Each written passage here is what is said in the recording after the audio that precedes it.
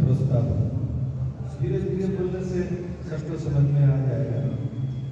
আমরা ভারতের জনগণ ভারতকে একটি সার্বভৌম সমাজতান্ত্রিক ধর্মনিরপেক্ষ গণতান্ত্রিক সাধারণতন্ত্র রূপে গড়িয়া তুলিতে এবং উহার সকল নাগরিক যাহাতে সামাজিক অর্থনৈতিক এবং রাজনৈতিক ন্যায় বিচার চিন্তা অভিব্যক্তি ধর্মের ও উপাসনার স্বাধীনতা প্রতিষ্ঠা ও সুযোগের সমতা নিশ্চিতভাবে লাভ করে এবং তাহাদের সকলের মধ্যে মর্যাদা ও জাতীয় ঐক্য ও সংহতির আশ্বাসক ভ্রাতৃভাব বর্ধিত হয়, তজ্জন্য সত্যনিষ্ঠার সহিত সংকল্প করিয়া আমাদের সংবিধান সভায় অদ্য 26শে নভেম্বর 1949 তারিখে